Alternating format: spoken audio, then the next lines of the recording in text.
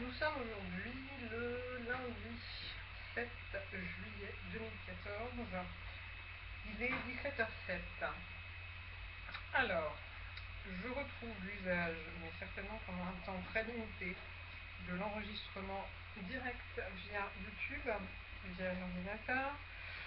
Je dois aujourd'hui donc avancer sur 3 chapitres à la Bible.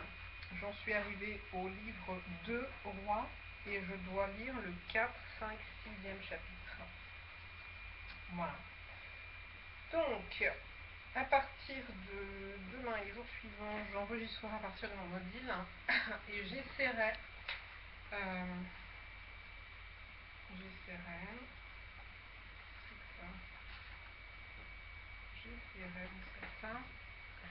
de transmettre directement, mais bon, je ne suis pas sûre que j'ai suffisamment d'espace, comme ça m'a été indiqué déjà ces derniers temps. Alors, 2 rois. Bon, c'est bien, j'ai quand même un petit peu avancé dans cette Bible. Je dirais que, à vue de nez, j'en suis à peu près à un peu plus du 1 sur 4. Bon, alors, 2 rois, chapitre 4. Une femme d'entre les femmes des fils des prophètes cria à Élisée en disant : ton serviteur, mon mari, est mort, et tu sais que ton serviteur craignait l'Éternel. Or le créancier est venu pour prendre mes 2 enfants et en faire ses esclaves. Élisée lui dit : que puis-je faire pour toi ? Dis-moi, qu'as-tu à la maison ? Elle répondit : ta servante n'a rien du tout à la maison qu'un vase d'huile. Et il dit : va demander au dehors des vases chez tous tes voisins, des vases vides, et n'en demande pas un petit nombre, mais quand tu seras rentré, tu fermeras la porte sur toi et sur tes enfants. Tu verseras dans tous ces vases et tu mettras de côté ceux qui seront pleins. Alors elle le quitta. Elle ferma la porte sur elle et sur ses enfants. Il lui présentait les vases et elle versait. Lorsque les vases furent pleins, elle dit à son fils : présente-moi encore un vase. Mais il lui répondit : il n'y a plus de vase. Et l'huile s'arrêta. Elle alla le rapporter à l'homme de Dieu et il dit : va vendre l'huile et paye ta dette, et tu vivras toi et tes fils de ce qui restera. Un jour Élisée passait par Sunem. Il y avait là une femme de distinction qui le pressa d'accepter à manger. Et toutes les fois qu'il passait, il se rendait chez elle pour manger. Elle dit à son mari : voici, je sais que cet homme qui passe toujours chez nous est un saint homme de Dieu. Faisons une petite chambre haute avec des murs et mettons-y pour lui un lit, une table, un siège et un chandelier, afin qu'il s'y retire quand il viendra chez nous. Élisée étant revenu à Sunem, se retira dans la chambre haute et y coucha. Il dit à Géhazi, son serviteur : appelle cette Sunamite. Géhazi l'appela. Et elle se présenta devant lui. Et Élisée dit à Géhazi : dis-lui, voici, tu nous as montré tout cet pressement. Que peut-on faire pour toi ? Faut-il parler pour toi au roi ou au chef de l'armée ? Elle répondit : j'habite au milieu de mon peuple. Et il dit : que faire pour elle ? Géhazi répondit : mais elle n'a point de fils et son mari est vieux. Et il dit : appelez-la. Géhazi l'appela. Et elle se présenta à la porte. Élisée lui dit : à cette même époque l'année prochaine, tu embrasseras un fils. Et elle dit : non, non, mon Seigneur, homme de Dieu, ne trompe pas ta servante. Cette femme devint enceinte, et elle enfanta un fils de la même époque l'année suivante, comme Élisée lui avait dit. L'enfant grandit. Et un jour, qu'il était allé trouver son père vers les moissonneurs, il dit à son père : ma tête, ma tête. Le père dit à son serviteur : porte-le à sa mère. Le serviteur l'emporta et l'amena à sa mère, et l'enfant resta sur les genoux de sa mère jusqu'à midi, puis il mourut. Elle monta, le coucha sur le lit de l'homme de Dieu, ferma la porte sur lui et sortit. Elle appela son mari et dit : envoie-moi, je te prie, un des serviteurs et une des ânesses. Je veux aller en hâte vers l'homme de Dieu, et je reviendrai. Et il dit : pourquoi veux-tu aller aujourd'hui vers lui ? Ce n'est ni nouvelle lune, ni sabbat. Elle répondit : tu vas bien ?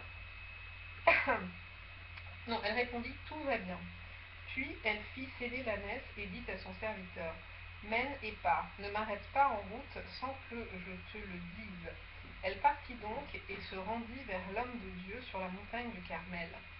L'homme de Dieu, l'ayant aperçu de loin, dit à Géhazi son serviteur, « Voici cette Sunamite. Maintenant, cours donc à sa rencontre et dis-lui, te portes-tu bien? Ton mari et ton enfant se portent-ils bien? » Elle répondit, « Bien. » Et dès qu'elle fut arrivée auprès de l'homme de Dieu sur la montagne, elle embrassa ses pieds. Géhazi s'approcha pour la repousser, mais l'homme de Dieu dit, « Laisse-la, car son âme est dans l'amertume, et l'Éternel me l'a cachée et ne me l'a point fait connaître. » Alors elle dit, « Ai-je demandé un fils à mon Seigneur? N'ai-je pas dit, ne me trompe pas? » Et Élisée dit à Géhazi, « Saint terrain, prends mon bâton dans ta main et pars. Si tu rencontres quelqu'un, ne le salue pas. Et si quelqu'un te salue, ne lui réponds pas. Tu mettras mon bâton sur le visage de l'enfant. » La mère de l'enfant dit, « L'Éternel est vivant et ton âme est vivante. Je ne te quitterai point. » Et il se leva et la suivit. Géhazi les avait devancés, et il avait mis le bâton sur le visage de l'enfant. Mais il n'y eut ni voix ni signe d'attention. Il s'en retourna à la rencontre d'Élisée et lui rapporta la chose en disant, « L'enfant ne s'est pas réveillé. » Lorsqu'Élisée arriva dans la maison, voici l'enfant était mort, couché sur son lit. Élisée entra et ferma la porte sur eux deux. Et il pria l'Éternel. Il monta et se coucha sur l'enfant. Il mit sa bouche sur sa bouche, ses yeux sur ses yeux, ses mains sur ses mains, et il s'étendit sur lui. Et la chair de l'enfant se réchauffa. Élisée s'éloigna, alla çà et là par la maison, puis remonta et s'étendit sur l'enfant. Et l'enfant éternua 7 fois, et il ouvrit les yeux. Élisée appela Géhazi et dit, « Appelle cette Sunamite. » Géhazi l'appela, et elle vint vers Élisée, qui dit, « Prends ton fils. » Elle alla se jeter à ses pieds, et se prosterna contre terre, et elle prit son fils et sortit. Élisée revint à Gilgal, et il y avait une famine dans le pays. Point.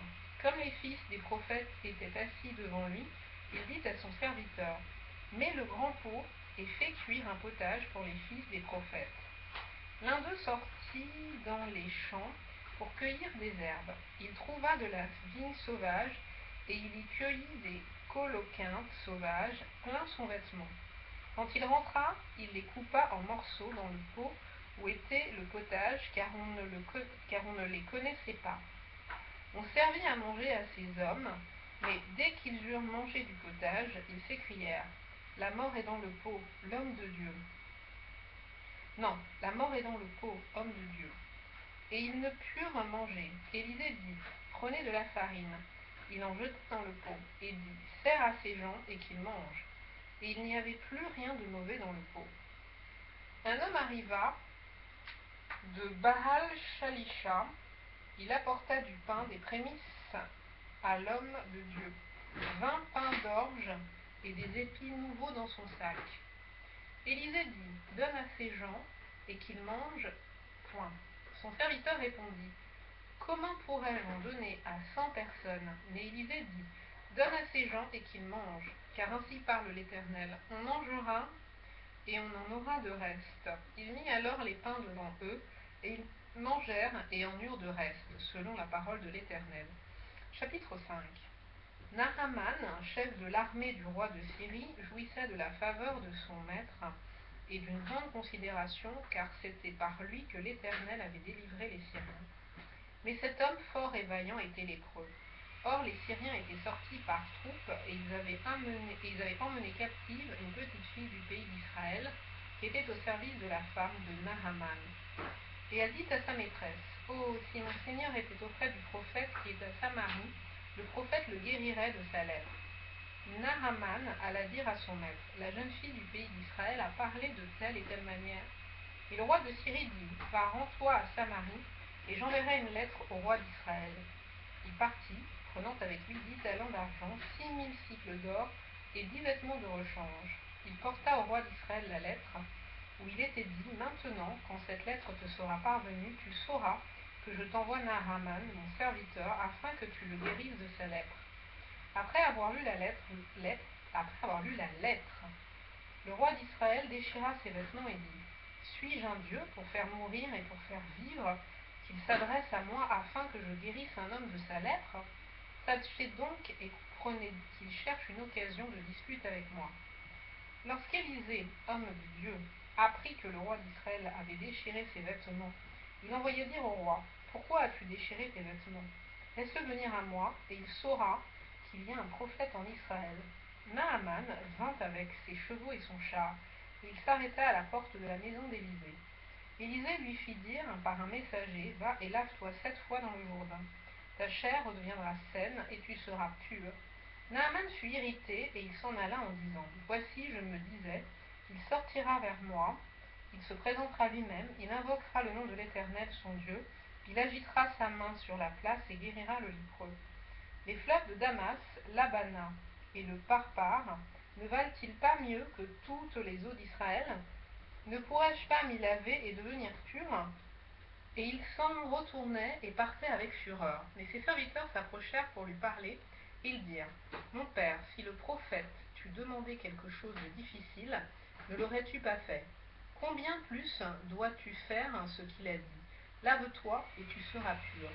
Il descendit alors et se plongea 7 fois dans le Jourdain selon la parole de l'homme de Dieu, et sa chair redevint comme la chair d'un jeune enfant, et il fut pur.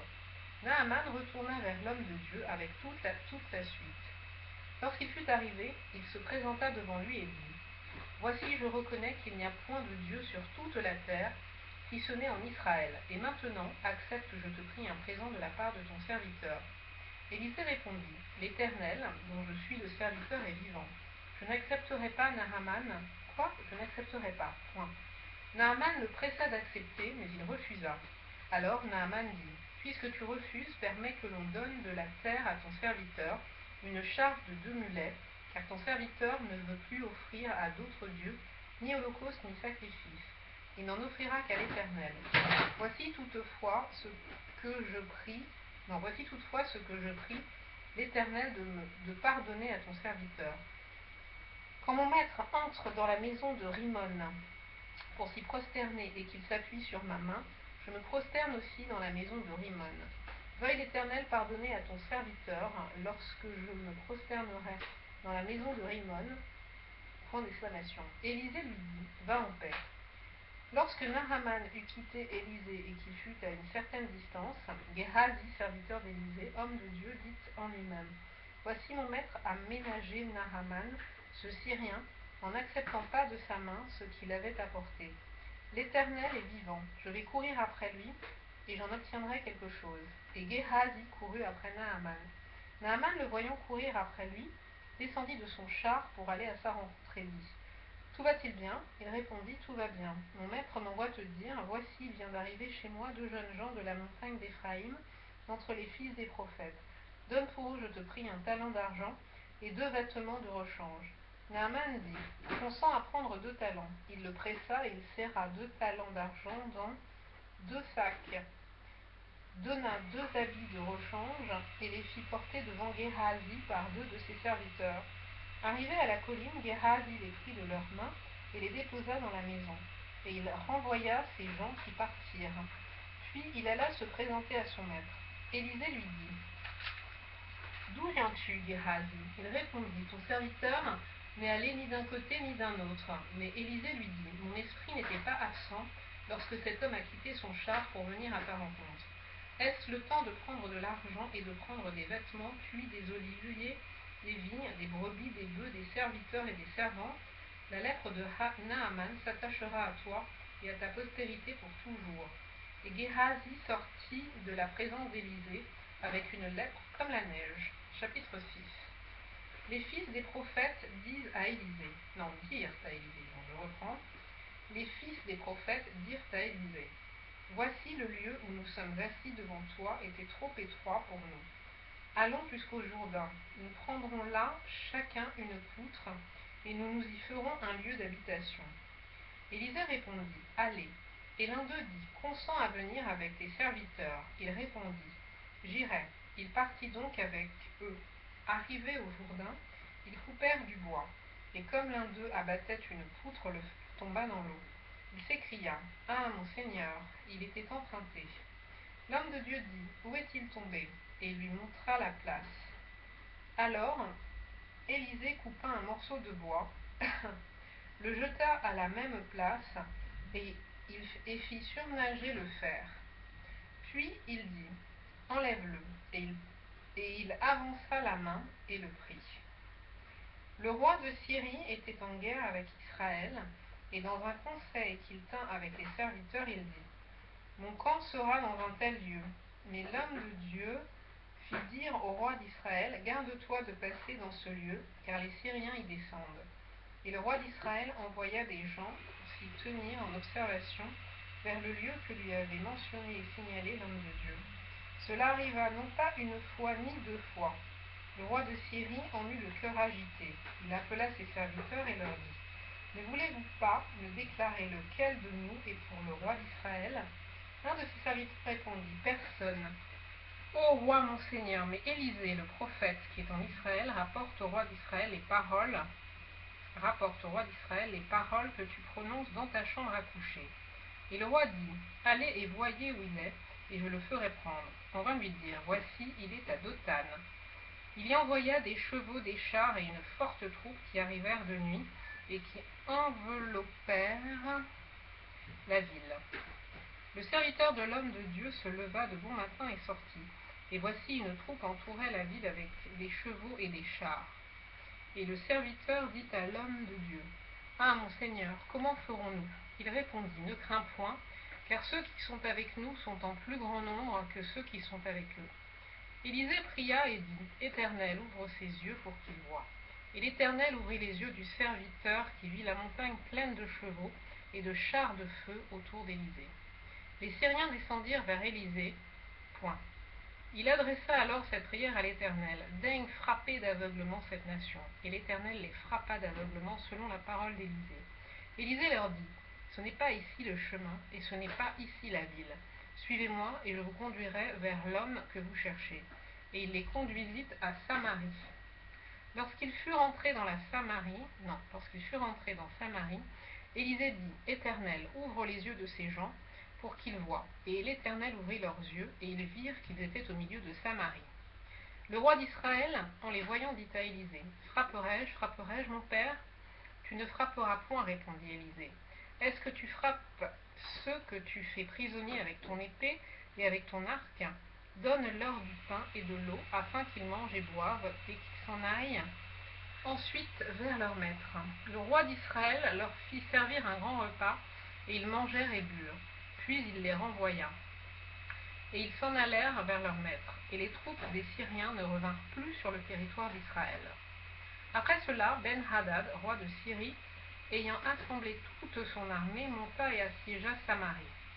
Il y eut une grande famine dans Samarie, et ils la serrèrent tellement qu'une tête d'âne valait 80 cycles d'argent, et le quart d'un câble de fiente de pigeon 5 cycles d'argent.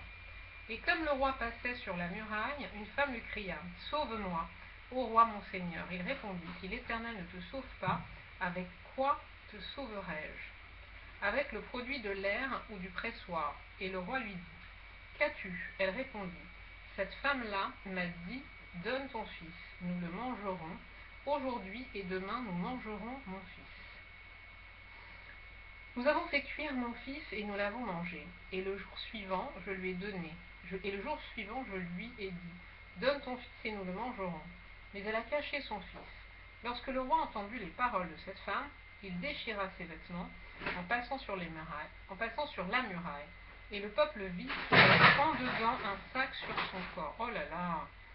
Le roi dit, que Dieu me punisse dans toute sa rigueur si la tête d'Élisée, fils de Shaphat, reste aujourd'hui sur lui.